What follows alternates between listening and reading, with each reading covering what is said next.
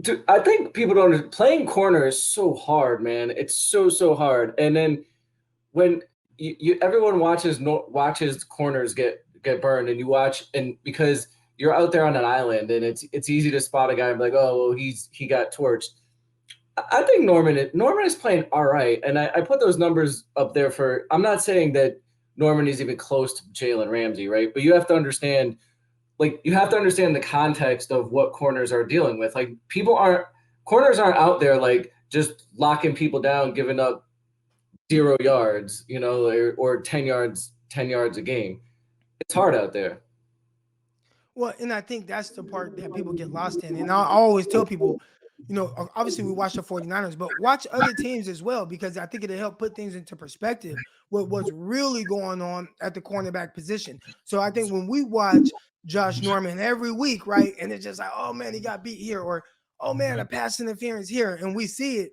But that's all a lot of 49er fans have to go off of, because they don't sit and watch full games from these other teams and see everything that happens to those guys on a consistent basis. Right. And I goofed on Norman a little bit with Grant and all that, and that's all fun. But it's just like the other thing about the PIs is I think some of it is actually positive, right? Because as a coach, you teach your corners like don't give up the PI, don't give up the touchdown. And Norman is at this point in his career, he's limited physically. So Yeah. I think there's certain points where he knows he's beat, and he's just like, all right, I'm giving up the P. I'm going to PI him because I'm rather do that than give up the score, and we'll live another down. So I think some of that can be is a positive. It's not necessarily he stinks. I think some of it he's playing aggressive on purpose. So I don't think for what they could do, I think Norman's all right. Now, do I think they should hang on to him next year and roll him out next year? No, but No. So here's a question for you, right? So shout out to our guy, Mr. Big Tuna, Twan. All right, all we need is a stud to play along Mosley.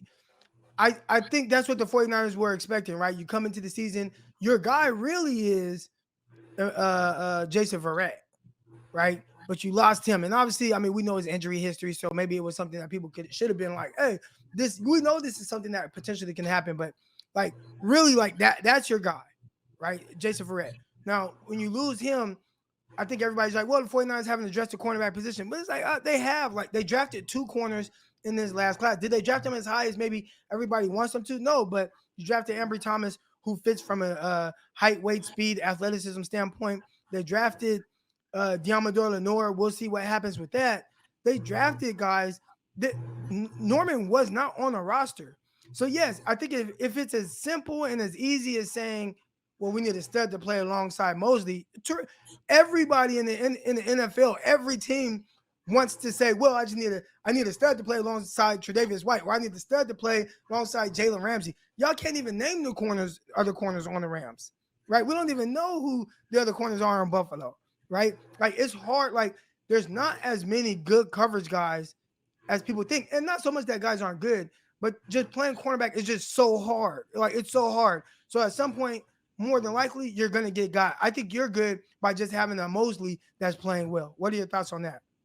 no, I think I think if they can find another guy on the other side, like Mosley is a great number two, and then if they can find a really another number one, I think this defense will go to another level. That's why I was earlier in the year. I wanted them to go after Gilmore because I thought you put Gilmore and Mosley out there. I think that's gonna be a great combo because I don't think Mosley. If you look at Mosley's he didn't go to a combine, but I think it was Pro day. a workout. He's got good numbers. He ran like Yeah. a 4.4. He has a good shuttle time. Like they're like draftable numbers. I don't know why he didn't get drafted, but he's an athlete. He's a real athlete. Um, so and with the Verrett injury we were talking about before, I think that the corner issue it's part of a larger issue where the 49ers have a large number of injury prone players on the roster. So it's difficult for them to back up and have suitable backups for every position. And when you have so many guys that are injury prone, it's going to increase the chances of guys get injured. Now, if you look at Verrett's past, there's a high probability that he was going to probably get injured again. So ideally, you would want to have suitable backups so in case that happened. But they can't do that for every position. So where did they do it? They did it at quarterback. They invested a lot there. They drafted Trey Lance. Obviously, he's a future, but he's also the backup right now. And then they poured money into the defensive end position because their main guy, D Ford, is always injured. So they signed Samson Ebukam. So there's only so many places where they can pour vested resources in. So the way they treated corner is they went and they drafted a bunch of young guys, but they drafted them later, and they're not ready. So ideally, you'd want them to do a better job treating that corner position. But there's only so many. You can only deal with so many places, invest so many resources in so many places. I do think they should start investing more resources in the corner position because I think it's so important. But seeing what they did this year, there's so many places, so many things they could do. Right. So what would you have like the 49ers do in this draft? Were you one of the guys that really wanted the 49ers to draft Samuel? Wait, yeah. I was I was actually a big Samuel Jr. No, I don't like Eric. I don't like small corners. Yeah. Yeah, I don't. I'm not a big. I was not a big Samuel Jr. guy. I didn't necessarily have a problem them not going Asante Samuel Jr. My overall issue is I didn't like them drafting the running back Sermon because I felt like Bobby Turner they do such a great job, and this is even before Mitchell, is that they do such a great job of just finding running backs and then turning them into studs. I knew they were going to turn, if it wasn't Mitchell, it was going to be some UDFA that they were going to turn into a stud. So there's no reason to go out there and spend a third round pick on a back, whether it's Sermon or whoever, because Bobby Turner's been doing this for his entire career. The guy's 72 years old. He's pulled backs out of his ass for his entire career. So there's no reason to spend. So I would have liked them to draft a corner probably a little sooner, use it with the second round pick or the third round pick, rather than maybe the guard especially with the guard not playing, and certainly rather than Sermon. All right, yeah, and I mean, I don't mind smaller corners. I'm actually someone who most people are like, Croc, you were a big corner. I was 6'2", 200 pounds, damn near.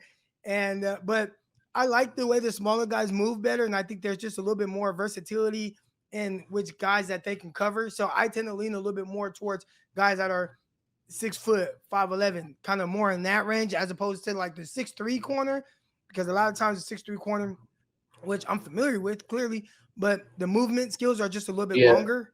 So, I typically lean towards more of the smaller guys. I just think the change of direction, the footwork, all that stuff is a little better. And I think it allows them, especially in today's game, that's a little bit more open. A lot of it is like off coverage. And especially if they're going to continue to be so, with the way that they're flagging guys, I think like now more than ever, you kind of need guys that are a little bit better with their feet and stuff like that. So yeah. I'd agree with that. It's difficult to find big corners with the hips and the COD that you really want. Probably when you start getting to that 6'3" range, it gets more difficult. But I mean, there's certainly guys out there I think that are 6 foot 6'1" that move like they're 5'8". I mean, those are the guys that normally go in the first round, but right. It's not crazy, but like you're not gonna get that. You're usually not gonna get that guy in the fourth round. It's something crazy like he's got red flags, and that's why I think the 49ers need to spend a little bit more resources on this position, certainly more than they've spent in the past. And I mean, I started a little bit. I'm really eager to get to dive into this corner class because I think they really need to. The 49ers really need to address it.